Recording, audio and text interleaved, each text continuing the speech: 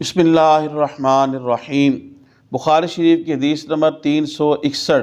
حضرت جابر بن عبداللہ رضی اللہ تعالیٰ عنہ سے ایک کپڑے میں نماز پڑھنے کے متعلق جب سوال کیا گیا تو حضرت جابر بن عبداللہ رضی اللہ تعالیٰ عنہ آپ فرماتے ہیں کہ میں کسی سفر میں تھا اور رسول پاک صلی اللہ علیہ وسلم کے پاس رات کے وقت اپنی کسی حاجت کے لیے آپ کے پاس آیا تو آپ صلی اللہ علیہ وسلم نماز ادا فرما رہے تھے۔ میرے پاس ایک ہی کپڑا تھا، اسے میں نے اپنے جسم کے ارد گرد لپیٹ لیا اور ایک طرف ہو کے میں بھی نماز میں مشغول ہو گیا۔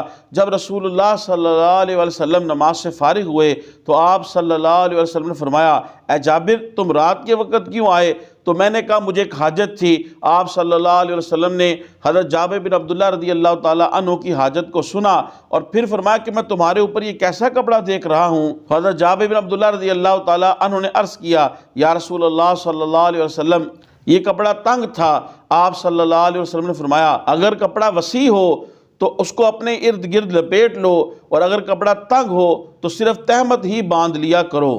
محترم خواتین و حضرات، اس حدیث شریف کے اندر یہ بیان کیا گیا کہ اگرچہ ایک کپڑے کے اندر نماز پڑھنا جائز ہے، لیکن یہ ایک کپڑا اس طرح ہونا چاہیے نماز کے لیے، کپڑے کی اوپر کی دونوں کناروں کو، دونوں طرفوں کو اپوزٹ سائڈ میں یعنی مخالف سمتوں میں اپنی گردن کے پیچھے لے جا کے گدی کے اوپر اس کی گرہ لگا لے، اور وہ کپڑا پورا جو ہے وہ اس کے سطر کو ڈھانپ دے، وہ مرد کا سطر ہے۔ لیکن حضرت جابر بن عبداللہ رضی اللہ تعالیٰ عنہ کے پاس جو چادر تھی وہ بہت زیادہ چھوٹی تھی، جس سے آپ نے بڑی مشکل سے اپنے جسم کے اوپر لپیٹا ہوا تھا۔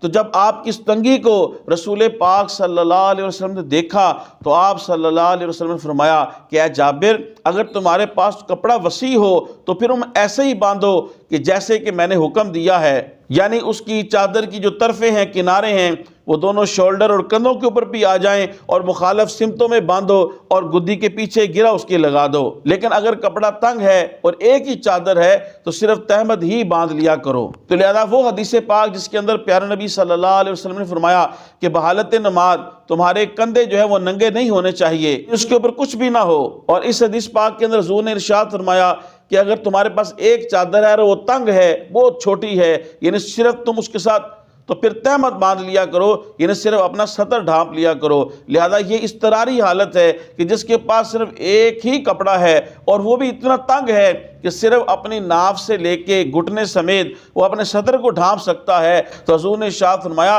کہ اب تم تہمت ہی باندھ لیا کرو۔ لہذا یہ دونوں حدیثیں آپس میں معارض نہیں ہیں، دونوں حدیثوں کے اندر کوئی تعارض نہیں ہے۔ محترم خواتین و حضرات، تبلیغ دین کی نیت سے حدیث شریف کے اس درس کو زیادہ سے زیادہ لوگوں تک پہنچانے کے لیے میرے اس ویڈیو کو شیئر کریں۔ اللہ پاک آپ کو جزائے خیر دے۔ السلام علیکم ورحمۃ اللہ وبرکاتہ۔